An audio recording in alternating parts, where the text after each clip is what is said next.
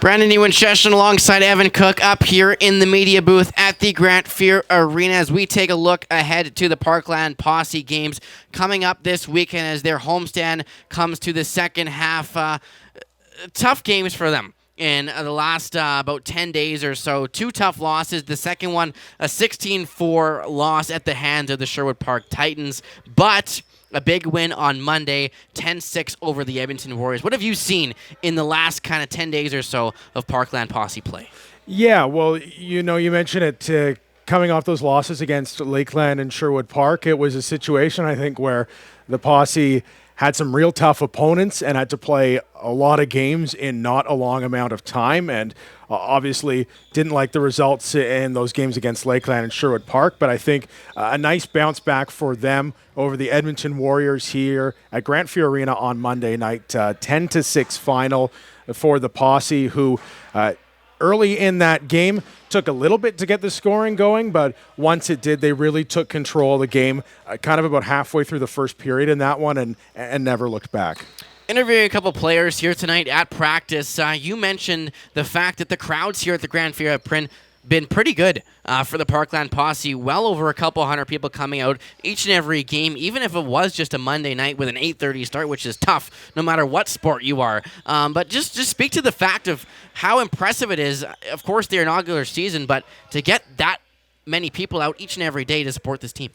Yeah, I think it's been certainly nice to see how the community has responded to this team, and obviously lots of people involved in the local lacrosse scene coming out, but I think seeing people as well, too, that are just maybe trying out watching a new sport and haven't necessarily played before and are coming out to check it out.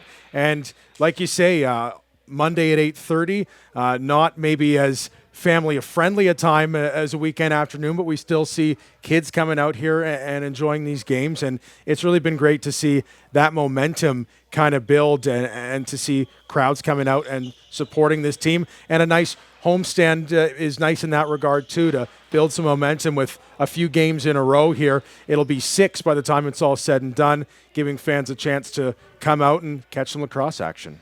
And 3 more to go here at home, but only 2 more left in this homestand. You talk about the afternoon affairs. That's what's going on this weekend. Starting with Saturday, it's the Wainwright Wolfpack that are here. The Posse have already played them once this season. They did beat them. What's your expectation going into Saturday afternoon? Yeah, that was only the second game of the season. It was a while ago now, but it was an 11-8 win for the Posse over Wainwright in Wainwright that afternoon. And coming into this weekend, they obviously play them. They play Vermilion for the first time this season, and so those are two teams that are kind of towards the bottom of the Northeast Division standings. Certainly teams that the Posse have to be looking at as beatable. It's just going to be interesting, I think, for Parkland to see that injury bug that has hit them over the course of the last couple games, to see whether that starts to resolve itself going into this weekend. And you mentioned that injury bug, and that starts at the top with Captain Ethan Sim, leads the team in points, went down with a lower body injury in that Sherwood Park game. No definitive look at a timeline for his return yet. Obviously a big loss to this team. Certainly, and looking into their lineup, last game here on Monday against Edmonton, they had a guy like Kobe Brest missing in action as well.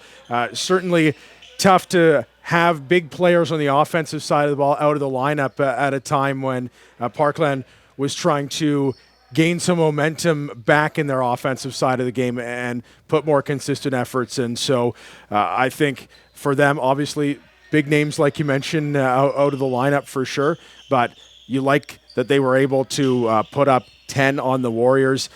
Some nice secondary scoring came out in that game, and then we had some great performances from some midget call-ups in that one as well, including someone like Sebastian Simonson, who's had some certainly strong games for the Posse when he's been called on so far this season. And Wesley Foster as well, a huge game for him here on Monday. And credit to those midget guys for coming up. And every time they've been with the big club, they've played great.